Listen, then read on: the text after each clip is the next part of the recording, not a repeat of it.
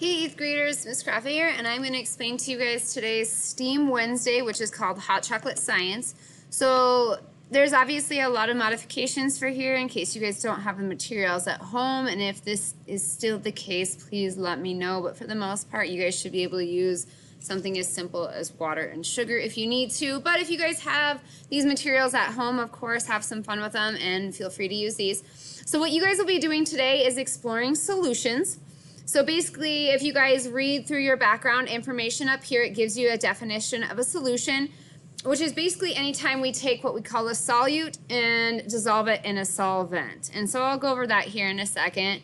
But what you'll be doing is making different forms of solution and timing the time it takes for that solute to dissolve in different temperatures of a solvent. So your main thing that were some examples for you guys for what a solution is. So I'm going to show you guys this picture first. So if you guys look, if you're making a solution of salt water, you guys would take the solute, which in this case would be salt, and you would add it to water. Water in this case is a universal solvent, so it's a thing doing the dissolving. And then once the salt has dissolved in the solvent, you have now a solution. One of my favorite examples of solution is Kool-Aid. So I'm assuming at some point in your life you guys have all either made Kool-Aid or had Kool-Aid. Okay? You actually have two solutes that you use when you make Kool-Aid. You guys have, of course, the Kool-Aid packet, and you guys have sugar. Okay? And then you mix it in water and you have a Kool-Aid solution. Okay? Again, the Kool-Aid and the sugar are your guys' solute, and the solvent is the water, and together they make a Kool-Aid solution. So same kind of concept if you guys are making hot chocolate. Okay, you guys have the hot water, which is your solvent, and you guys have the hot chocolate mix, which is your solute. And eventually, if you guys have decent hot chocolate or the right temperature of water, you guys are going to make a solution of hot chocolate. Okay, but we're going to be doing a little bit different form of solute and solvent today. So you will already have made your solution of hot chocolate, and then you're actually going to be using that as a solute and seeing how fast that can dissolve something else. Okay, so if you have hot chocolate and marshmallows, you guys will use that. You guys could also use other things to dissolve in there, like maybe a candy cane. I would just use a small bit of candy cane and see how long it takes. So basically what you guys will do is you'll make 4 different cups of hot chocolate. Again, if you don't have hot chocolate, that's fine. Just use water. Okay. You will make 4 different cups of hot chocolate, and again, you guys can do this 1 mug at a time, or you guys can take 4 mugs and do it all at the same time, or glasses. I don't really care what you use, as long as you're safe. And again, you guys can just use water as well. So you're going to have 4 different temperatures for each of the water in these mugs, and you're going to use the exact same amount. So it's really important that the only thing that you're changing in this experiment is the temperature of hot water. You guys are going to use the same amount of hot water. You guys are going to use the same amount if you're making hot chocolate that you do in all 4 cups. When you guys are grabbing something to dissolve in those, you guys are going to, again, use the same amount, okay? You're also going to use the same method to mix them. If you guys stir one constantly, you're going to want to do the same thing to the other ones. You don't necessarily have to stir them then. All right, so you're going to heat or cool the water to 4 different temperatures, and then you guys will use 1 cup of that water for each experiment. So if you look down at the data table here, here are your 4 temperatures. So you're going to have ice cold water. So I would throw some ice cubes or in a glass of water, or run your faucet really, really cold. And you're going to measure out a cup of just the water. So if you use ice cubes, make sure to leave the ice cubes off to the side and just use the water. You're going to use room temperature water. So maybe you have some that has sat out, or you kind of get some that doesn't really feel hot or cold to the touch out of your tap. So that'll be your room temperature. Again, you'll use a cup of that. You'll use warm water, so it wouldn't be any hotter than what you would bathe in. So pour a cup of water that's warm enough that you could take a bath in it. And then boiling hot water. So you're actually going to want to boil water and measure a cup of that. Again, make sure you don't burn yourself, please. And then again, you're going to measure out a cup of each of those. If you're making hot chocolate, you guys would make sure to make the hot chocolate just the same. So using the exact same amount of hot chocolate in each cup and mixing it all the same way. And then what you're going to do is you're going to choose a solute. So choose a solute to dissolve in your solvent. A solute might be a mini marshmallow, so I would just use 1.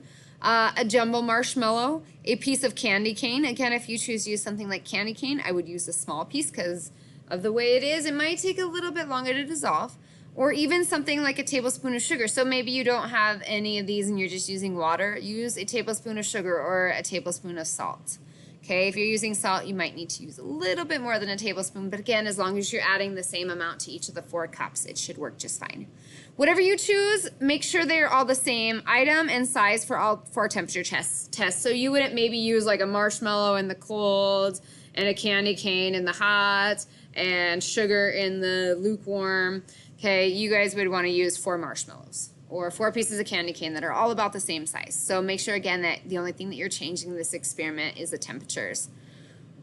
Then you guys will go ahead and you'll add your solute to your solvent. So add your marshmallow or whatever it is to your hot chocolate or your water.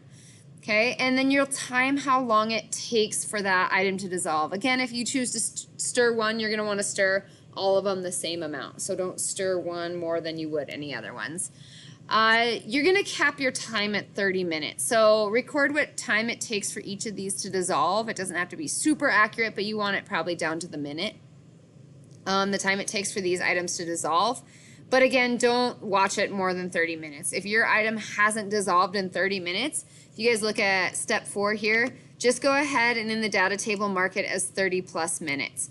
And then in your observations, you're going to want to just tell me kind of what it looked like. So maybe you had one that after 30 minutes didn't even look dissolved at all. So tell me that in your observations, or maybe it was half dissolved. Okay, so that's going to kind of help guide your data if you don't have an exact time for it. So again, don't do this experiment more than 30 minutes. Okay, which a normal class time for you guys is about 50 minutes, so that's reasonable. Okay, and then after you're done with that, you guys can go ahead and answer these questions. So what solvent did you use?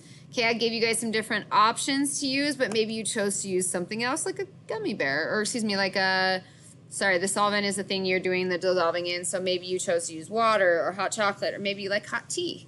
Okay, what solute did you use? So what was the thing you were dissolving? Maybe you chose to use like a gummy bear or something instead of a marshmallow, or maybe use salt, or whatever the case. You obviously want to choose something that does dissolve. So like flour would be a bad option because it doesn't dissolve in water. What is your independent variable? That's the thing that you guys altered as scientists in this experiment. What was the thing that you changed?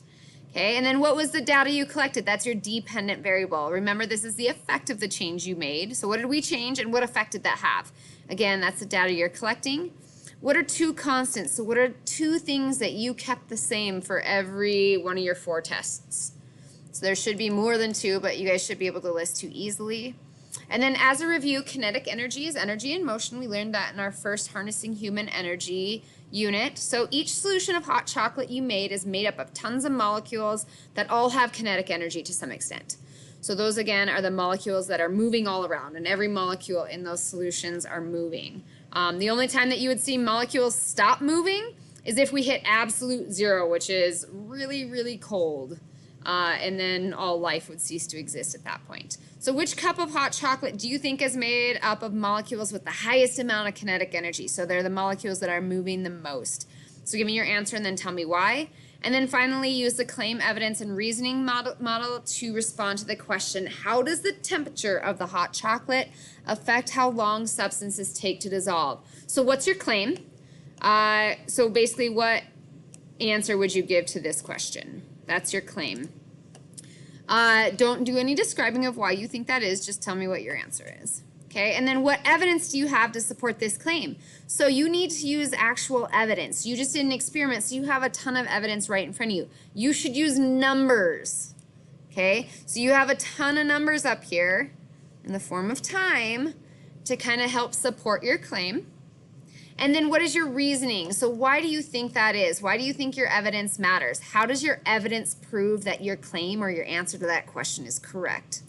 Okay, so go ahead and answer those. Once you're done with those, you guys can go ahead and turn it in. And if you made hot chocolate, then you guys can go ahead and drink 4 different temperatures of hot chocolate. I hope you guys enjoy, and I hope you're having a great day.